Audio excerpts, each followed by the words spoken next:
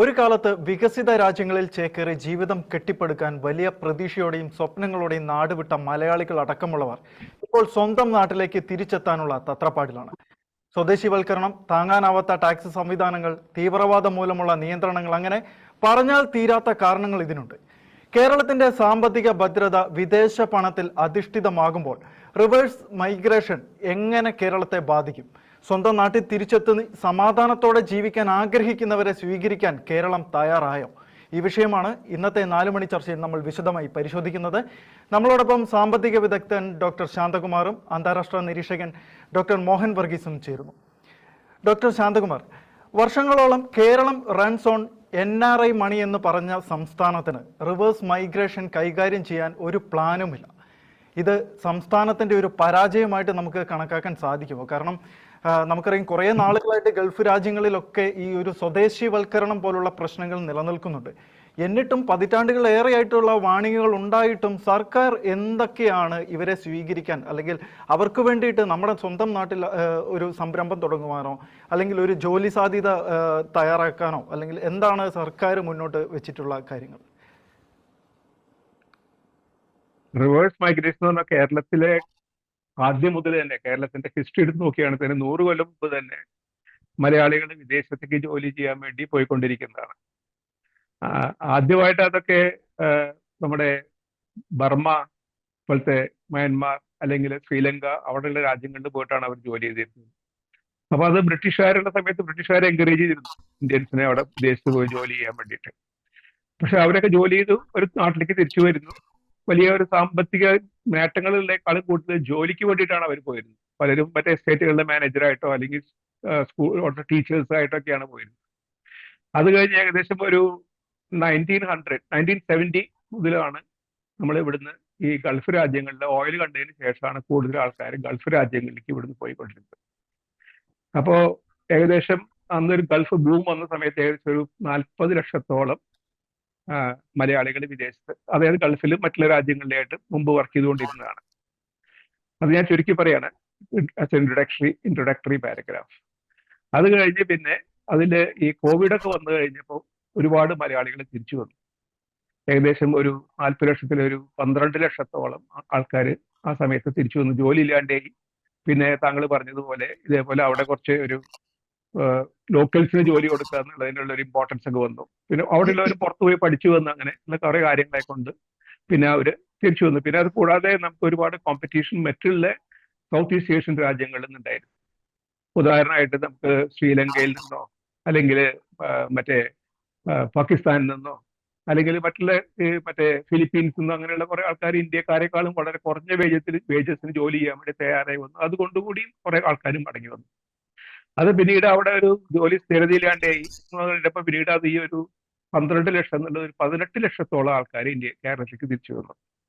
അപ്പോൾ ശരിക്കും പറഞ്ഞു കഴിഞ്ഞാൽ കേരളത്തിന്റെ എക്കോണമിയെ പറ്റി നമ്മൾ നോക്കുകയാണെങ്കിൽ കേരളത്തിന്റെ എക്കോണമിയിൽ ഇപ്പൊ നമ്മൾ പറയുന്നുണ്ട്, ഇപ്പോൾ ഞാൻ പലപ്പോഴും മറ്റേ മോഹൻ വർഗീസിന്റെ പല ടോക്കിലും കേട്ടിട്ടുണ്ട്. അതായത് കേരളത്തിലെ എക്കണോമി എന്ന് പറയുന്നത് Kerala finances of the state വളരെ വീക്കാണെങ്കിലും കേരള എക്കണോമി വീക്കാണെന്ന് പറയാൻ പറ്റില്ല. അല്ലെങ്കിൽ ഒരു മലയാളിക്ക് ജീവിക്കാൻ പൈസ ഇല്ല എന്ന് പറയാൻ പറ്റില്ല. മലയാളി ജീവിക്കുന്നതുകൊണ്ട് 60% of the remittances to income കാരണമാണ് കേരളത്തിലുള്ള മലയാളികൾ, അല്ലെങ്കിൽ കേരളം നന്നായിട്ട് ജീവിച്ചു പോകുന്നത്. അപ്പൊ അതിന് വളരെയധികം ഇപ്പൊ ഈ ഇൻവേർഡ് മൈഗ്രേഷൻ വരുമ്പോൾ അത് വളരെയധികം കുറഞ്ഞുകൊണ്ടിരിക്കുകയാണ്. ഇപ്പോൾ കഴിഞ്ഞ 2023-24 നമ്മൾ സ്റ്റാറ്റിസ്റ്റിക്സ് എടുത്ത് നോക്കുകയാണ്, ഏകദേശം ഒരു 2 lakh crores rupees കേരളത്തിലേക്ക് വരുന്നുണ്ട്. ഇന്ത്യയിലേക്ക് വരുന്നതിൽ സെക്കൻഡ് ലാർജസ്റ്റ് സ്റ്റേറ്റ് ആണ് കേരളം. മഹാരാഷ്ട്ര കഴിഞ്ഞാണ് കേരളയാണ്. അപ്പൊ അതിന്റെ ഈ ഇൻവേർഡ് റെമിറ്റൻസ് കുറഞ്ഞു വരുമ്പോൾ കേരള എക്കണോമിയിൽ അങ്ങ് പറഞ്ഞ പോലെ തന്നെ ഇതൊരു മണി ഓർഡർ എക്കോണമിയാണ് കേരള എക്കോണമി. അപ്പൊ തീർച്ചയായിട്ടും അത് കേരളത്തിന്റെ എക്കോണമിയെ കാര്യമായിട്ട് ബാധിക്കും എന്ന് മാത്രമല്ല, പിന്നെ ഇപ്പൊ വേറൊരു നമ്മളൊരു ട്രെൻഡ് ഇവിടെ കണ്ടുവരുന്നത് എന്താ വെച്ചാൽ കേരളത്തിൽ ഒരുപാട് പുറമേ നിന്നുള്ള തൊഴിലാളി കൂടെ ഇവിടേക്ക് വരുന്നുണ്ട്. അപ്പൊ പല ജോലികളും മലയാളികൾ ചെയ്യാൻ ഇപ്പോൾ ഇഷ്ടപ്പെടാത്ത ജോലികൾ വന്ന് ചെയ്യുന്നതൊക്കെ അവരാണ്. അങ്ങനത്തെ ജോലികൾ ചെയ്യുന്ന ആൾക്കാർ ഏകദേശം കേരളത്തിൽ ഇപ്പോഴത്തെ കണക്കനുസരിച്ച് ഒരു 40 ലക്ഷത്തോളം ആൾക്കാരുണ്ടെന്നാണ് കണക്കൂട്ട്. അപ്പോൾ ഈ ഇൻവേർഡ് റെമിറ്റൻസ് കുറയുകയും ഈ വരുന്ന തൊഴിലാളികൾ ഇവിടുന്ന് പുറത്തേക്ക് അയക്കുന്നത് ഒരു റഫ് എസ്റ്റിമേറ്റ് എടുക്കുകയാണെങ്കിൽ ഒരു 20,000 കോടി രൂപയോളം കേരളത്തിന് പുറത്തേക്ക് പോകുന്നുണ്ട്. അപ്പൊ അങ്ങനെ അതുകൂടാതെ ഇനിയിപ്പോ പുതിയതായിട്ടുള്ള വേറെ ട്രെൻഡ് വന്നിരിക്കുന്നത് കേരളത്തിൽ നിന്നുള്ള ഇപ്പൊ മൈഗ്രേഷൻ, ഔട്ട്വേർഡ് മൈഗ്രേഷൻ ഇപ്പോ ഗൾഫ് രാജ്യങ്ങൾ എന്നുള്ളത് പോയിട്ട് ഇപ്പൊ വെസ്റ്റേൺ രാജ്യങ്ങളിലേക്കാണ് പോകുന്നത്. അപ്പൊ അതുകൊണ്ട് അവിടെ പക്ഷേ ഒരു വ്യത്യാസം എന്താന്ന് പറഞ്ഞു കഴിഞ്ഞാൽ കേരളത്തിൽ നിന്ന് പോകുന്നവര് ഗൾഫ് രാജ്യങ്ങളിലൊക്കെ ഒരുപാട് പൈസ നാട്ടിലേക്ക് അയച്ചിരുന്നു. ഇപ്പോ പുറത്തേക്ക് പോകുന്നവർ എന്താണ്ടാവണമെന്ന് പറഞ്ഞാൽ അവിടെ പോയി അധികം സ്റ്റുഡൻസ് ആണ് പോകുന്നത്. അവർക്ക് പഠിക്കാൻ വേണ്ടി ഇവിടുന്ന് ഒരുപാട് പൈസ അങ്ങോട്ട് അയച്ചുകൊണ്ടിരിക്കുകയാണ്. ഈ അങ്ങോട്ട് അയച്ച് അവിടെ പോകുന്ന ആൾക്കാര് അവിടെ ചെന്ന് കഴിഞ്ഞിട്ട് അവർ ഇങ്ങോട്ട് പൈസ അയക്കാനല്ല, അവരവിടെ സെറ്റിൽ ചെയ്യാൻ വേണ്ടിയിട്ടാണ്. ഇങ്ങനെ ഒരുപാട് പ്രോബ്ലംസ് ഉണ്ട്. ദിസ് ഈസ് ജസ്റ്റ് ഒരു ഇൻട്രൊഡക്ടറി എന്റെ ഒരു ഒപ്പീനിയനാണ്. ശരിയാണ്. ഡോക്ടർ മോഹൻ വർഗീസ്, എന്താകാം ശരിക്കും നമുക്ക് അറിയാം, ഇപ്പോൾ കുറേ നാളുകളായിട്ട് ഈ മൈഗ്രേഷൻ എന്ന് പറയുന്നത് തന്നെ മനുഷ്യൻ ഉണ്ടായ കാലം തൊട്ടേ ഉള്ള മൈഗ്രേഷൻ എന്ന് പറയുന്ന സംവിധാനം ഉള്ളതാണ്. പുതിയ സംരംഭങ്ങൾ അല്ലെങ്കിൽ സമാധാനത്തിൽ ജീവിക്കാനുള്ള സൗകര്യമൊക്കെയുള്ള മറ്റ് നാടുകളിലേക്ക് കുടിയേറുക എന്ന് പറയുന്നത് മനുഷ്യൻ പണ്ടുതൊട്ടേ ചെയ്തുകൊണ്ടിരിക്കുന്ന ഒരു പ്രോസസ്സാണ്. അപ്പോൾ എന്തുകൊണ്ടായിരിക്കാം വലിയ പ്രതീക്ഷയോടുകൂടിയും അല്ലെങ്കിൽ വലിയൊരു ആകാംക്ഷയോടെ കൂടി നമ്മുടെ ഒരു ജീവിതം മാറാൻ പോവുകയാണെന്നുള്ളൊരു പ്രതീക്ഷയോടുകൂടി മറ്റൊരു നാട്ടിൽ ചെന്നിട്ട് അവിടെ പച്ച പിടിക്കാൻ പറ്റാതെ തിരികെ വരുന്ന ആ ഒരു സിറ്റുവേഷൻ, അത് എന്തുകൊണ്ടായിരിക്കും? അതിനൊരു കാരണം എന്തായിരിക്കാം പറയാൻ സാധിക്കുക? അതിന് വിവിധങ്ങളായ കാരണങ്ങളുണ്ട്. അതിനു മുൻപ് ഈ മൈഗ്രേഷൻ എന്ന് പറയുന്നതിന് ഒരു കൃത്യമായി പറഞ്ഞാൽ ദേശരാഷ്ട്രങ്ങളൊക്കെ ഈ രൂപത്തിൽ ചിട്ടപ്പെടുന്നതിന് വളരെ മുൻപ് തന്നെ ഹ്യൂമൻ മൈഗ്രേഷൻ വളരെ പ്രബലമായിരുന്നു. അപ്പൊ സ്വാഭാവികമായ നമ്മൾ എന്തോ ഒരു തെറ്റ് ചെയ്യുന്ന മാതിരി അല്ലെങ്കിൽ അസ്വാഭാവികമായ ഒന്നാണ് മൈഗ്രേഷൻ എന്ന ചിന്ത ആദ്യം തന്നെ മാറ്റിവെക്കേണ്ടതാണ്. കേരളത്തെ സംബന്ധിച്ചിടത്തോളം കേരളം ഒരു കൺസ്യൂമർ സ്റ്റേറ്റ് ആണ്. പ്രൊഡക്ടിവിറ്റി ലെവൽസ് വളരെ കുറവാണ്. പല സാഹചര്യങ്ങളാണ്. രാഷ്ട്രീയ സാഹചര്യങ്ങൾ, നമ്മുടെ ഭൂമിയുമായി ബന്ധപ്പെട്ട സാഹചര്യങ്ങൾ, ജനറൽ ആറ്റിറ്റ്യൂഡ്, ഇതെല്ലാം തന്നെ ഒരു പ്രൊഡക്ഷൻ ഓറിയന്റഡ്, പ്രത്യേകിച്ച് പ്രൈമറി സെക്ടറിലും സെക്കൻഡറി സെക്ടറിലുമുള്ള പ്രൊഡക്ഷൻ അത് വളരെ പരിമിതമാണ്. കാരണം കാർഷിക വൃത്തി, ഒരു കാലത്ത് പ്രബലമായിരുന്ന കാർഷിക സംസ്കാരം അന്യം നിന്ന് പോയിരിക്കുന്നു. വ്യവസായവൽക്കരണത്തിന് പറ്റുന്ന ഒരു ലേബർ കൾച്ചർ അല്ല ഇവിടെ ഉള്ളത്. പിന്നെ ആകെ ഉള്ളത് ഒരു ടെർഷറി സെക്ടറാണ്. അപ്പൊ ടെർഷറി സെക്ടർ എന്ന് പറയുമ്പോൾ സർവീസ് സെക്ടറിലേക്ക് വരും. അത് കമ്പ്യൂട്ടർ അധിഷ്ഠിത വിദ്യാഭ്യാസം, ആരോഗ്യം, അങ്ങനെയുള്ള കാര്യങ്ങളാണ്. ആ ഒരു സെക്ടറിൽ തൊഴിൽ അവസരങ്ങൾ തേടി വിദേശത്ത് പോകാൻ വേണ്ടി മാത്രം ക്രമീകരിക്കുന്ന പഠന ഉപാധികൾ, അതാണ് ഒരുപക്ഷെ കേരളം. അപ്പൊ ആ രീതിയിൽ കേരളം സ്വയം പരുവപ്പെടുത്തിയെടുക്കുകയാണ്. അതിന്റെ പ്രോഡക്റ്റുകളാണ് ഈ നേരത്തെ ഡോക്ടർ ശാന്തകുമാർ സൂചിപ്പിച്ചതുപോലെ ആദ്യം ഈ മലേഷ്യ, സിംഗപ്പൂർ, ബർമ അങ്ങനെയൊക്കെയുള്ള പ്രദേശത്തേക്ക് പോകും. രണ്ടാമത്തെ ഒരു വേവ് ഓഫ് മൈഗ്രേഷൻ സംഭവിക്കുന്നത് പിന്നെ കിഴക്ക് ഭാഗത്ത് ശ്രീലങ്ക അങ്ങനെയുള്ള പ്രദേശത്താണ്. അവസാനം ഗൾഫിലേക്കും പിന്നീട് യൂറോപ്പിലേക്കും അമേരിക്കയിലേക്കുമുള്ള മൈഗ്രന്റ് പാറ്റേൺ ആണ്. പക്ഷെ ഇതെല്ലാം ഇപ്പോൾ സംഭവിക്കുന്ന ഒരു ട്രെൻഡ് എന്ന് പറയുന്നത് രണ്ട് തരത്തിലുള്ള ഒരു ഇമ്പാക്ട് ഉണ്ടാക്കുന്നു. ഗൾഫിലേക്ക് പോകുന്ന പേർഷ്യൻ ഗൾഫ് മേഖല, പ്രത്യേകിച്ച് സൗദി അറേബ്യ, UAE, നമ്മുടെ ഇന്ത്യൻ പ്രവാസികൾ ഏറെ അധികമുള്ള രണ്ട് രാജ്യങ്ങളാണ്. ഏതാണ്ട് 35 ലക്ഷം പ്രവാസികളാണ് UAE-യിലുള്ളത്. 25 ലക്ഷത്തോളം ഇന്ത്യൻ പ്രവാസികൾ സൗദി അറേബ്യയിലുണ്ട്. അത് തന്നെ വലിയ നമ്പറാണ്. ഏറ്റവും അധികം ഉള്ളത് അമേരിക്കയിലാണ്. ഏതാണ്ട് 45 ലക്ഷത്തോളം പേര് വരും. അപ്പൊ അത് വലിയ നമ്പേഴ്സാണ്. അതിൽ തന്നെ നല്ലൊരു പങ്ക് മലയാളികളാണ് എന്നുകൂടി ഓർക്കുക. ഇതിനെ ഒറ്റയടിക്ക് കാണാനാവില്ല. അമേരിക്കയിലേക്ക് പോകുന്നു എന്ന് പറഞ്ഞാൽ പരമ്പരാഗതമായി അവിടെ ചെന്ന് കഴിഞ്ഞാൽ റെമിറ്റൻസ് ഒന്നും കാര്യമായി ഉദ്ദേശിക്കുന്നില്ല. പക്ഷേ അവര് പിന്നെ തിരിച്ചു വരില്ല. അടുത്ത തലമുറകൾ അവിടെ ആയിരിക്കും. എന്നാൽ ഇപ്പോൾ ആ സാഹചര്യത്തിന് ഒരുപക്ഷെ ഈ ഡിബേറ്റ് തന്നെ ഇപ്പോൾ സംഭവിക്കുന്നതിന്റെ അടിസ്ഥാനം ഗൾഫ് മാതൃകയിലുള്ള തിരിച്ചു വരവ് നമ്മുടെ ഇനി മറ്റ് രാജ്യങ്ങൾ പ്രതീക്ഷിക്കണോ? പ്രത്യേകിച്ച് അമേരിക്കൻ പ്രസിഡന്റ് ഡൊണാൾഡ് ട്രംപിന്റെ ഇമിഗ്രേഷൻ പോളിസിയൊക്കെ വിശകലനം ചെയ്ത് നോക്കുമ്പോൾ ഒരുപക്ഷെ ഗ്രീൻ കാർഡ് ഹോൾഡേഴ്സ് പോലും ഒരുപക്ഷെ തിരിച്ചു വരേണ്ട അവസ്ഥ ഉണ്ടാകുമോ? ഇതെല്ലാം ന്യായമായ ചോദ്യങ്ങളാണ്. അത് മാത്രമല്ല, how well R Indians welcomed, അതും ഒരു ചോദ്യമാണ്. അതിനെല്ലാം ഒരു പ്രതിവിധി കേരളം മാത്രം വിചാരിച്ചാൽ സാധിക്കുന്നതല്ല. ഇന്ത്യയുടെ വിദേശ നയത്തിന്റെ ഒരു ആണിക്കല്ലായി ഇന്ന് മാറിയിരിക്കുന്ന ഒരു നയതന്ത്ര പ്രവണതയുണ്ട്. അതിന്റെ പേരാണ് സോഫ്റ്റ് പവർ ഡിപ്ലോമസി. അപ്പൊ ഇന്ത്യ ഒരു സാംസ്കാരിക ശക്തിയായി വളരുന്നു. അങ്ങനെയെങ്കിൽ ആ സാംസ്കാരിക ശക്തിയുടെ പ്രതിഫലനം രാഷ്ട്രാന്തര സമൂഹത്തിൽ പ്രയോജനപ്പെടുത്തേണ്ടത് ഇന്ത്യൻ സിസ്റ്റംസ് ആണ്. അത് ആയുർവേദമാകാം, അല്ലെങ്കിൽ യോഗ എന്ന സംവിധാനമാകാം, അതും അല്ലെങ്കിൽ ഇന്ത്യയുമായി ബന്ധപ്പെട്ട മറ്റ് കലാരൂപങ്ങളാകാം. അതെല്ലാം തന്നെ അതിന്റെയൊക്കെ ബ്രാൻഡ് അംബാസഡേഴ്സ് ആകേണ്ടത് Indian diaspora in various countries.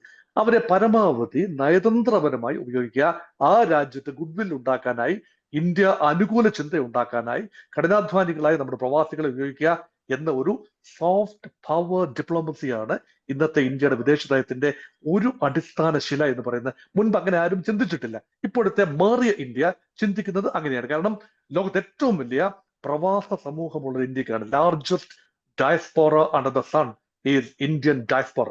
അപ്പൊ അതിന്റെ പവർ എന്ന് പറഞ്ഞാൽ ഡൊണാൾഡ് ട്രംപിനും തുച്ഛീകരിച്ച് കാണാനാവാത്ത ഒരു പവറാണ് ഇന്ത്യൻ ഡയസ്പോറയ്ക്കുള്ളത്. അതുകൊണ്ടാണ് ആ ഡയസ്പോറ പവറിനെ ഉപയോഗിക്കത്തക്ക രീതിയിലേക്ക് കാര്യങ്ങൾ ചിട്ടപ്പെടുത്തുക എന്നതാണ് കേരളത്തിന്റെയും ഇന്ത്യയുടെയും ഒക്കെ ആവശ്യം. അപ്പോൾ ഗൾഫ് രാജ്യങ്ങളിൽ ജോലി ചെയ്തതിന് ശേഷം ഇങ്ങോട്ട് ആളുകൾ തിരിച്ചു വരുന്നതിന് പകരം അവരുടെ മക്കൾ ഇപ്പോൾ ചെയ്യുന്ന ഇപ്പോഴത്തെ പ്രവണത, they study abroad in Germany or England or United States or Australia. അടുത്ത തലമുറകൾ ആ രാജ്യത്തിന്റെ പൗരന്മാരാകുന്നു. അല്ലാതെ ഗൾഫിൽ പോയി നേരെ ഇങ്ങ് തിരിച്ചു വരുന്ന ശിഷ്ടകാലം ഒരുപക്ഷെ ആ മാതാപിതാക്കൾ ആ ശിഷ്ട ജീവിതം ഇവിടെ ചെലവഴിച്ചേക്കാം. അടുത്ത തലമുറ പെർമനന്റ് സിറ്റിസൺഷിപ്പ് ലഭിക്കുന്ന യൂറോപ്യൻ രാജ്യങ്ങളിലേക്കോ അമേരിക്കയിലേക്കോ ഓസ്ട്രേലിയ, ന്യൂസിലൻഡ്, കാനഡ മുതലായ രാജ്യങ്ങളിലേക്കോ ചേക്കേറുന്നു എന്നതാണ്. അവിടെ ഓർത്തിരിക്കേണ്ട ഒരു കാര്യം, അങ്ങനെ ചേക്കേറുമ്പോൾ പിന്നെ റെമിറ്റൻസിന്റെ കാര്യത്തിൽ കാര്യമായ മെച്ചമുണ്ടാവില്ല. ഗൾഫിൽ അധിവസിക്കാനാവില്ല, പെർമനന്റ് താമസിക്കാനാവില്ല. കുവൈറ്റിലാകട്ടെ, സൗദി അറേബ്യയിലാകട്ടെ, ഒമാനിലോ ഒക്കെ ആകട്ടെ, അവിടെ ഒന്നും തന്നെ പൂർണ്ണമായി നമുക്ക് റിട്ടയർമെന്റിന് ശേഷം താമസിക്കാനാവാത്തത് കൊണ്ട് പാർഷ്യലി എങ്കിലും പണം അവിടെ ചെലവഴിച്ചതിന് ശേഷമുള്ള പണം സേവിങ്സ് നാട്ടിലേക്ക് തിരിച്ചയക്കുകയും അത് ഒരു ഇക്കോണമിയുടെ, അതാണ് പറയുന്നത് മണി ഓർഡർ ഇക്കോണമി എന്ന് പറയുന്നത്. അതുകൊണ്ട് ഉണ്ടാകുന്ന ബെനിഫിറ്റ്സ് വളരെയാണ്. ഇവിടെ കാര്യമായ വ്യവസായങ്ങളൊന്നുമില്ല, പക്ഷേ ചെറിയ കടകളും കൊച്ചു കൊച്ചു സ്ഥാപനങ്ങളും മുന്നോട്ട് പോകുന്ന, ഓട്ടോറിക്ഷ, ചെറിയ കാറുകൾ, ടാക്സി, ഇതൊക്കെ മുന്നോട്ട് പോകുന്നത് അങ്ങനെ കടന്നു വരുന്ന പണമാണ്. ആ പണം ഇങ്ങനെ കടന്നു വരുമ്പോൾ ആ പ്രവാസികൾക്ക് വേണ്ടി നമ്മൾ എന്ത് ചെയ്തു എന്ന ന്യായമായ ചോദ്യം കൂടി വരും. പ്രവാസ ക്ഷേമ വകുപ്പുണ്ട്, പദ്ധതികളുണ്ട്, government from time to time പദ്ധതികൾ പ്രഖ്യാപിച്ചിട്ടുണ്ട്. പക്ഷെ ഓർക്കൂ, അവർ വരുമ്പോൾ അവരുടെ എക്സ്പെർട്ടീസ്, സ്കിൽ, ടാലന്റ് ചിലവഴിക്കാൻ, വിനിയോഗിക്കാൻ തക്ക ഒരു സംവിധാനം, അത് ഇവിടെ നിന്ന് റിട്ടയർ ചെയ്ത ആളുകളുണ്ട്, വിദേശത്ത് ജോലി ചെയ്ത് വലിയ അനുഭവ സമ്പത്തുമായി തിരിച്ചെത്തുന്ന ആളുകളുണ്ട്. അവരുടെ ഒരു ക്രിയാത്മക ശേഷിയെ വിനിയോഗിക്കാനുള്ള ടാലന്റുകൾ, ഇടങ്ങൾ കണ്ടെത്താൻ നിരന്തരമായി പരാജയപ്പെടുന്ന സർക്കാരുകളെയാണ് കാണുന്നത്. കാരണം ഫോറിൻ റെമിറ്റൻസിനെ മാത്രം ആഗ്രഹിക്കുകയും അവർ തിരിച്ചു വരുമ്പോൾ അവരുടെ പുനരധിവാസം, ഒരു പ്രത്യേകിച്ച് കോവിഡ് പോലെയുള്ള മഹാമാരി സമയത്ത് വരുമ്പോൾ ഒരു പ്രത്യേകിച്ച് വൺ ടൈം അഫെയർ, പക്ഷെ ഇത് നിരന്തരം ഉണ്ടാകുന്നത് തന്നെയാണ്. അതുകൊണ്ട് ജാഗരൂകരായിരിക്കും. ഒരു സമൂഹം എന്ന നിലയിൽ, ഒരു രാഷ്ട്രം എന്ന നിലയിൽ, ഒരു സംസ്ഥാനം എന്ന നിലയിൽ, ഗവൺമെന്റ് എന്ന നിലയിൽ വളരെയധികം ശ്രദ്ധ ചെലുത്തേണ്ട കാര്യമാണ് പ്രവാസികളുടെ മടങ്ങി വരവ്. ഇതിനെയാണല്ലോ നമ്മൾ റിവേഴ്സ് മൈഗ്രേഷൻ എന്ന് പറയുന്നത്. പക്ഷെ മടങ്ങി വരവിനേക്കാൾ കൂടുതൽ സാധ്യത കൂടുതൽ പേര് നമ്മുടെ ഡെമോഗ്രാഫിക് ഒരു സ്ട്രെങ്ത് ആണ്, അതിന്റെ ടാലന്റഡ് യൂത്ത് വിദേശത്തേക്ക് പോകും. അതിന് നമ്മൾ പറയും ബ്രെയിൻ ഡ്രെയിൻ ആണ്. പക്ഷെ ഒരു കാര്യം കൂടി ഞാൻ പറഞ്ഞുകൊണ്ട് അവസാനിപ്പിക്കാം. ആ കാര്യം ഇതാണ്, ഒരു സ്ട്രെങ്ത് ആണ് മൈഗ്രേഷൻ എന്ന് പറയുമ്പോഴും യഥാർത്ഥത്തിൽ the best brain is getting lost. നമ്മുടെ ഏറ്റവും മികച്ച ടെക്നിക്കലി സ്കിൽഡ്, പ്രൊഫഷണലി എക്വിപ്ഡ് ആളുകളാണ് ജോലി തേടി വിദേശത്തേക്ക് പോകുന്നത്. അല്ലാതെ ലേബറേഴ്സ്, ഡേ ലേബറേഴ്സ് മാത്രമല്ല എന്ന് ഓർക്കണം. അങ്ങനെയെങ്കിൽ ആ രാജ്യത്തിന്റെ ഒരവസ്ഥ എന്താണ്? ഏറ്റവും മികച്ചവർ രാജ്യം വിട്ടു പോകുന്ന അവസരം ഒഴിവാക്കണമെങ്കിൽ ഈ രാജ്യത്ത് അവസരങ്ങൾ ഉണ്ടാകണം. ഞാൻ ഉന്നത വിദ്യാഭ്യാസ രംഗത്ത് ജോലി ചെയ്ത ഒരാളാണ്. ഞാൻ അനുഭവിച്ച ഒരു വലിയ പ്രത്യേകിച്ചും റിട്ടയർമെന്റ് കാലഘട്ടത്തോടടുപ്പിച്ചുള്ള സമയത്ത് കുട്ടികളുടെ എണ്ണം, വിദ്യാർത്ഥികളുടെ എണ്ണം, ഇവിടെ പഠിക്കാൻ തയ്യാറാകുന്ന ഉന്നത വിദ്യാഭ്യാസ സ്ഥാപനങ്ങളിൽ കേരളത്തിൽ പഠിക്കാൻ തയ്യാറാകുന്ന വിദ്യാർത്ഥികളുടെ എണ്ണം കുറഞ്ഞു വരികയാണ്. ഓരോ വർഷം കഴിയുന്തോറും കുറയുകയാണ്. കാരണം ഈ സംവിധാനത്തിൽ ആളുകൾക്ക് വിശ്വാസമില്ലാതെ പോവുകയാണ്. അവർ മറ്റ് ഇടങ്ങളിൽ പോയി പഠിക്കുക, മറ്റ് രാജ്യങ്ങളിൽ പോയി പഠിക്കുക, ഇവിടെ ഭാവിയില്ല എന്നൊരു ചിന്തയാണ്. അങ്ങനെ ഒരു നെഗറ്റീവ് തോട്ടിൽ ഒരിക്കലും നമ്മുടെ യുവത്വം വളരാൻ പാടില്ല. അതുകൊണ്ടാണ് തിരിച്ചു വരുന്ന ആളുകളെ അവരുടെ എക്സ്പെർട്ടീസ് ഉപയോഗിക്കുകയും ഇവിടെ ഒരു ബൂമിംഗ് ഒരു എഡ്യൂക്കേഷണൽ കൾച്ചർ ഉണ്ടാവുകയും ചെയ്യുക. അങ്ങനെ ഹ്യൂമൻ റിസോഴ്സിനെ പരമാവധി ഉപയോഗിക്കാൻ കഴിയുക. ഇതൊക്കെയാണ് ചെയ്യാനാവുന്നത്. അങ്ങനെയെങ്കിൽ മാത്രമേ ഒരു രാജ്യത്തിന് നിലനിൽപ്പുണ്ടാകൂ. അല്ല എങ്കിൽ എന്നും നമ്മൾ വെളിയിൽ നിന്ന് വരുന്ന അന്നം കാത്ത്, അല്ലെങ്കിൽ വെളിയിൽ നിന്ന് വരുന്ന ഫോറിൻ റെമിറ്റൻസ് കാത്തുകൊണ്ട് കഴിയുന്ന ഒരു ആർട്ടിഫിഷ്യൽ ഇക്കോണമിയായി മാറാനാണ് യോഗം. അങ്ങനെ ആവരുത് എന്നതുകൊണ്ടാണ് ഈ കാര്യങ്ങൾ സൂചിപ്പിച്ചത്. ശ്രീ ഡോക്ടർ ശാന്തകുമാർ, ഇപ്പം താങ്കൾ തന്നെ പറഞ്ഞതുപോലെ തന്നെ ഇപ്പം ഈ അന്യസംസ്ഥാന തൊഴിലാളികൾ കേരളത്തിൽ വന്ന് വർക്ക് ചെയ്യുന്ന ഒരു സിറ്റുവേഷനെ കുറിച്ച് പറയലുണ്ടായല്ലോ. അപ്പോൾ ശരിക്കും റിവേഴ്സ് മൈഗ്രേഷനിലൂടെ അല്ലെങ്കിൽ തിരിച്ചു വരുന്ന പ്രവാസികളും ഇപ്പോൾ നിലവിലിവിടെ ഉള്ള അന്യസംസ്ഥാന തൊഴിലാളികളും ഇവിടെ ഉള്ള ആൾക്കാരും എല്ലാവർക്കും കൂടെ താങ്ങാനുള്ള ഒരു തൊഴിലവസരം നമ്മുടെ നാട്ടിൽ ഉള്ളതായിട്ട് നമുക്ക് വിലയിരുത്താൻ സാധിക്കുമോ? അത് ശരിക്കും ഇപ്പൊ തിരിച്ചു വരുന്നവരെയും കൂടെ ഉൾക്കൊള്ളുവാനുള്ള രീതിയിലേക്ക് നമ്മുടെ നാട് റെഡി ആയിട്ടുണ്ടോ? ഇപ്പൊ നമ്മൾ തിരിച്ചു വരുന്ന ആൾക്കാരെ അല്ലാതെ നോക്കിക്കഴിഞ്ഞാൽ ഇപ്പൊ നമ്മുടെ കേരളത്തിലെ അൺഎംപ്ലോയ്മെന്റ് നോക്കിക്കഴിഞ്ഞാൽ ഇന്ത്യയിലുള്ള അൺഎംപ്ലോയ്മെന്റിന്റെ ഏകദേശം ഡബിളാണ് ഇപ്പൊ കേരളത്തിൽ ഓൾറെഡി ഉള്ളത്. Unemployment rate is very high. രണ്ടാമതായിട്ട് ഇവിടെ വ്യവസായങ്ങൾ വരാൻ വേണ്ടിയിട്ടുള്ള ഒരു നല്ല ഒരു കൺഡ്യൂസീവ് ആയിട്ടുള്ള ഒരു അറ്റ്മോസ്ഫിയർ ഇവിടെ ഇല്ല. അപ്പൊ നമ്മൾ പ്രവാസികളെ കുറിച്ച് പറഞ്ഞു. പ്രവാസികൾ ഇവിടെ തിരിച്ചു വന്ന് മറ്റുള്ള നമ്മള് സംസ്ഥാനങ്ങളിൽ നോക്കിക്കഴിഞ്ഞാൽ കർഷകര് ഈ സാമ്പത്തിക ബുദ്ധിമുട്ട് കൊണ്ട് മരിച്ചതായിട്ടുള്ള സൂയിസൈഡ് ചെയ്തതായിട്ടുള്ള ഒരുപാട് കേസുകൾ കാണാം. പക്ഷെ വേറെ ഒരു സ്റ്റേറ്റിൽ നോക്കിയാലും വ്യവസായികൾ വന്ന് പ്രവാസികൾ തിരിച്ചു വന്ന വ്യവസായം തുടങ്ങി അവർ ജീവിതത്തിൽ ഉണ്ടാക്കിയിട്ടുള്ള ഏർണിങ്സ് മുഴുവൻ ഇവിടെ ഇൻവെസ്റ്റ് ചെയ്തതിനു ശേഷം പല കാരണങ്ങളാലും പ്രാക്ടിക്കൽ തുടങ്ങാണ്ട് 2 പേര് കേരളത്തിൽ സൂയിസൈഡ് ചെയ്തിട്ടുള്ള കഥയാണ്. അപ്പൊ കേരളത്തിൽ തിരിച്ചു വരുന്ന അതിനോടൊപ്പം ഒരു കാര്യം കൂടെ ഞാൻ ചേർക്കാൻ വേണ്ടി ഞാൻ ഓർപ്പിക്കുവാണ്. അതായത് കേരളത്തിൽ ഇപ്പൊ തിരിച്ചു വരുന്നവർ ഒരുപാട് വിദ്യാസമ്പന്നരായിട്ടുള്ള ആൾക്കാരാണ്. ഇപ്പം ഡോക്ടർ മോഹൻ വർഗീസ് പറഞ്ഞതുപോലെ പുറത്ത് പല നാടുകളിൽ പോയിട്ട് അവിടുന്ന് പലതരത്തിലുള്ള എക്സ്പീരിയൻസും കാര്യങ്ങളൊക്കെ ആയിട്ട് തിരിച്ചു വരുന്നവരാണ്. അവർക്ക് നാട്ടിൽ വന്നൊരു സംരംഭം തുടങ്ങുവാൻ നമ്മുടെ ഗവൺമെന്റ് കൊടുക്കുന്ന ഒരു സപ്പോർട്ട് അല്ലെങ്കിൽ ട്രേഡ് യൂണിയനുകളൊക്കെ കൊടുക്കുന്ന ഒരു സപ്പോർട്ടിനെ കുറിച്ചും കൂടെ അങ്ങൊന്ന് സൂചിപ്പിച്ചോളൂ. അല്ല, അപ്പൊ അത് പറഞ്ഞ പോലെ കേരളത്തിൽ ഞാനിപ്പോ അതിന്റെ ലേറ്റസ്റ്റ് സ്റ്റാറ്റിസ്റ്റിക്സ് എടുത്ത് നോക്കിയപ്പോ ഞാൻ പറഞ്ഞ ഒരു 18 ലക്ഷം ആൾക്കാർ തിരിച്ചു വന്നിട്ട് 40,000 അതിന്റെ പ്രൊഫഷണൽസ് ഉണ്ട്. യു എയിൽ നിന്ന് 9,800 പേര്, UK നിന്ന് 1,600 പേര്, സൗദി അറേബ്യയിൽ നിന്ന് 1,600 പേര്, USA നിന്ന് 1,200 പേര്, 40,000 ആൾക്കാർ ഇവിടെ വന്നിട്ട് അവർക്കൊരു സംരംഭം തുടങ്ങാൻ വേണ്ടിയിട്ടുള്ള അവസരം അങ്ങനെയുള്ള ആൾക്കാർ വന്നിട്ടുണ്ട്. അവരെ റെക്കഗ്നൈസ് ചെയ്തിട്ട് എന്തെങ്കിലും ചെയ്യാനുള്ളത്. അപ്പോൾ ഞാൻ കഴിഞ്ഞ ദിവസം ഞാൻ പത്രത്തിൽ വായിക്കുണ്ടായി. അതായത് മറ്റുള്ള രാജ്യങ്ങളിൽ ഇപ്പൊ നമ്മൾ ഗൾഫിലോ അല്ലെങ്കിൽ സിംഗപ്പൂരോ മറ്റുള്ള രാജ്യങ്ങളിൽ പോയി കഴിഞ്ഞാൽ ഒരു വ്യവസായം തുടങ്ങണമെന്നുണ്ടെങ്കിൽ 3-4 ദിവസം കൊണ്ട് വ്യവസായം തുടങ്ങണം. ഇന്ത്യയിലെ ഒരു ശരാശരി അത് 120 ദിവസമാണ് ഇന്ത്യയിലുള്ള ആവറേജ്. പക്ഷെ കേരളത്തിൽ 234 ദിവസമാണ് ഇവിടെ വന്ന ഒരാൾക്ക് വ്യവസായം തുടങ്ങണമെന്നുണ്ടെങ്കിൽ അത്രയും സമയം എടുക്കും. നമുക്ക് കേരളത്തിൽ സിംഗിൾ വിൻഡോ സിസ്റ്റം എന്നൊക്കെ പറഞ്ഞിട്ടുണ്ട്. പക്ഷെ സിംഗിൾ വിൻഡോ സിസ്റ്റം എന്ന് പറഞ്ഞാൽ ആ സിംഗിൾ വിൻഡോ സിസ്റ്റത്തിൽ പോയിട്ട് ക്ലിയറൻസ് കൊടുക്കലല്ല. നമ്മൾ അപേക്ഷ പോയിട്ട് സിംഗിൾ വിൻഡോട് കൊടുത്താൽ അതിന്റെ 12-15 കോപ്പി എടുത്തിട്ട് ഒരു മറ്റെല്ലാ ഡിപ്പാർട്ട്മെന്റുകളിലേക്ക് അയക്കും. എന്നിട്ട് ആ ഡിപ്പാർട്ട്മെന്റിൽ ചെന്ന് കഴിഞ്ഞാൽ അവിടെ ഇരിക്കുന്ന ഉദ്യോഗസ്ഥർക്ക് സാങ്ഷൻ ചെയ്യാനുള്ള ഒരു അധികാരമില്ല. അയാൾ 2, 3, 4 സ്റ്റേജ് കഴിഞ്ഞിട്ട് വേണം ഒരു അപ്രൂവലായിട്ട് വരുന്നത്. ഈ അപ്രൂവലായിട്ട് വരുന്ന ഇതിന് 4 പേര് വേണ്ട, 2 പേരെ അയ്യാ പോലെ. അപ്പൊ അതുകൊണ്ട് ഇങ്ങനെ മാസങ്ങളോളം കൊല്ലങ്ങളൊക്കെ ആയിട്ട് ഒരു കൊല്ലത്തോളൊക്കെയാണ് ഒരു ഇത് കിട്ടാൻ വേണ്ടിയിട്ടുള്ളത്. അതും കഴിഞ്ഞ് ഇത് കൂടാതെ ഇവിടെ ഒന്ന് ഇൻവെസ്റ്റ് ചെയ്ത് കഴിഞ്ഞ് ഇതെല്ലാം കഴിഞ്ഞ് കഴിഞ്ഞാൽ ട്രേഡ് യൂണിയന്റെ വലിയ ഒരു പ്രശ്നങ്ങളാണ്. പല ആൾക്കാരും വന്ന് അപ്പൊ ട്രേഡ് യൂണിയൻ നിയമം ഇപ്പൊ നമ്മുടെ കേരളത്തിൽ ഇപ്പൊ പുതിയ ലേബർ കോഡ് വന്നു എന്ന് പറയുന്നുണ്ട്. ലേബർ കോഡ് വന്ന് ആരോടും പറയാതെ കേരള ഗവൺമെന്റ് പോയിട്ട് അതിന് അതിന്റെ റൂൾസ് ഒക്കെ ഉണ്ടാക്കി സൈൻ ചെയ്തിട്ടുണ്ടെങ്കിലും അതിന്റെ ഇംപ്ലിമെന്റേഷൻ കാര്യങ്ങൾ വരുമ്പോൾ ഇപ്പൊ അവർ പറയുന്നത് ഞങ്ങൾ സൈൻ ചെയ്തിട്ടുണ്ടെങ്കിലും അത് ഇംപ്ലിമെന്റ് ചെയ്യാൻ പറ്റില്ല. അപ്പൊ കേരളത്തിലേക്ക് വന്നിട്ടുള്ള കേന്ദ്ര ഗവൺമെന്റിന്റെ ആയിട്ടുള്ള സ്ഥാപനങ്ങളിൽ നമ്മൾ കേട്ടിട്ടുള്ളതാണ് തൂമ്പയിലേക്ക് എവിടേക്ക് വന്നിട്ടുള്ള ഒരു വലിയ ട്രക്ക് വന്നു 10 ലക്ഷം രൂപ കൂലി കൊടുത്താൽ മാത്രമേ അവിടെ ഡൗൺലോഡ് ചെയ്യാൻ പറ്റുള്ളൂ, അൺലോഡ് ചെയ്യാൻ പറ്റുള്ളൂ എന്ന് പറയുന്ന ഒരു സിറ്റുവേഷൻ ആണ് ഇവിടെ ഉള്ളത്.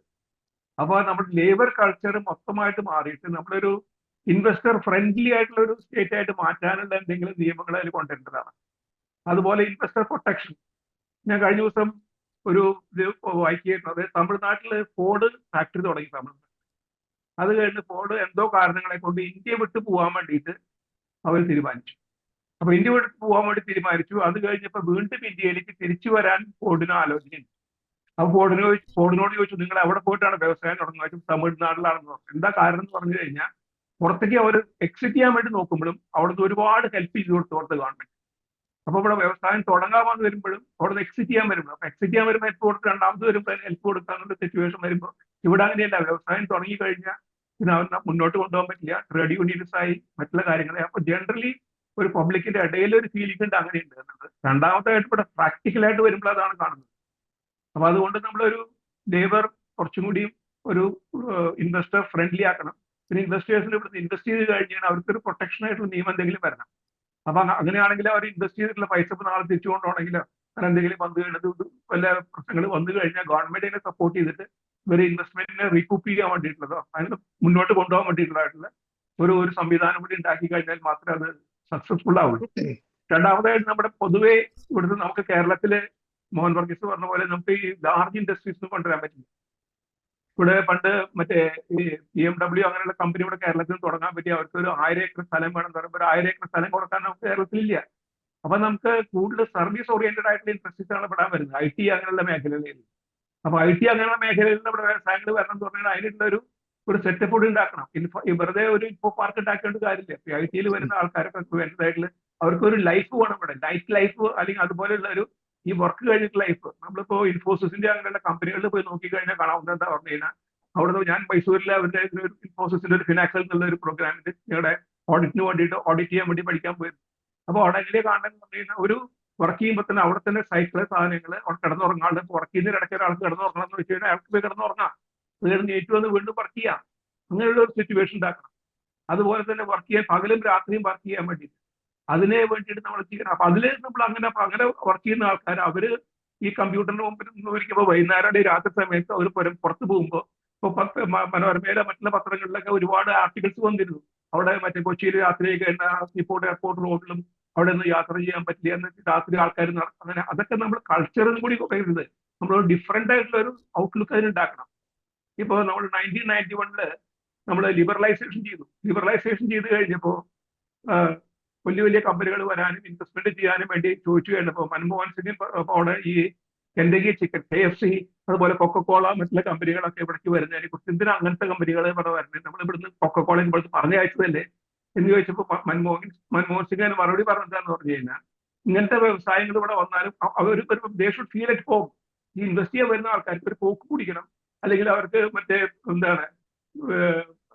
മറ്റേ ഫ്രൈഡ് ആയിട്ടുള്ള സാധനങ്ങൾ കഴിക്കണം. അങ്ങനെയൊക്കെ നോക്കുമ്പോൾ അതിൻ്റെതായിട്ടുള്ള സാധനങ്ങൾ അത് ഉണ്ടെങ്കിൽ എല്ലാം കൂടി ചേർന്നിട്ട് അറ്റ്മോസ്ഫിയർ കൂടെ ക്രിയേറ്റ് ചെയ്ത് കഴിഞ്ഞാൽ മാത്രമേ വ്യവസായങ്ങളെ ഇവിടെ അട്രാക്ട് ചെയ്യാനോ അല്ലെങ്കിൽ ഇൻഡസ്ട്രീസ് ഇവിടെ വരാനോ സാധ്യതയുള്ളൂ. ഓക്കെ, ഡോക്ടർ മോഹൻ വർഗീസ്, ഇപ്പം മുമ്പ് പറഞ്ഞതുമായിട്ടൊന്ന് കണക്ട് ചെയ്ത് ഞാൻ കുറച്ച് കാര്യങ്ങളോട് ചോദിക്കാൻ ആഗ്രഹിക്കുകയാണ്. അതായത് അമേരിക്കയിൽ ഇപ്പം നടക്കുന്ന 1-2 സംഭവങ്ങളൊക്കെ നമ്മൾ ഈ അടുത്ത ദിവസങ്ങളിലൊക്കെ കേട്ടായിരുന്നു. ഒന്ന് കുറച്ച് 2 മാസം മുന്നേ സംഭവിച്ചതാണ്. H1B വിസ നിർത്തലാക്കാൻ പോകുന്നു എന്നുള്ള അല്ലെങ്കിൽ അതിന് ഒരുപാട് തുക കൊടുക്കേണ്ട ഒരു സാഹചര്യം. അതുപോലെ ഇപ്പോൾ ലാസ്റ്റ് നടന്ന ഒരു ആക്രമണം നമുക്കറിയാം, ഒരു അഭയാർത്ഥി നടത്തിയ ഒരു ആക്രമണം, ഒരു 2 ഉദ്യോഗസ്ഥരെ, ഒരു സൈനിക ഉദ്യോഗസ്ഥരാണെന്ന് തോന്നുന്നു, 2 പേരെ ആക്രമിക്കുന്ന ഒരു സിറ്റുവേഷൻ ഉണ്ടായി. അതിലൊരാൾ മരണപ്പെട്ടു. അപ്പോൾ അതിനെ തുടർന്ന് ട്രംപ് എടുക്കാൻ പോകുന്ന നടപടികൾ ഇപ്പോൾ ഇന്നലെ വന്നൊരു വാർത്തയാണ്, മൈഗ്രേഷൻ, അതായത് പൂർണ്ണമായിട്ടും 3ാം കിട രാജ്യങ്ങളിൽ നിന്നുള്ള മൈഗ്രേഷൻ നിർത്തിവെക്കാൻ പോവുകയാണ് എന്നുള്ളൊരു വാർത്ത. അത് നമ്മളടക്കമുള്ള ഇന്ത്യക്കാരെ അടക്കമുള്ള രാജ്യങ്ങളെ എത്രത്തോളം ദുരന്തമായിട്ട് അല്ലെങ്കിൽ എത്രത്തോളം മോശമായിട്ട് ബാധിക്കാൻ സാധ്യതയുണ്ട്?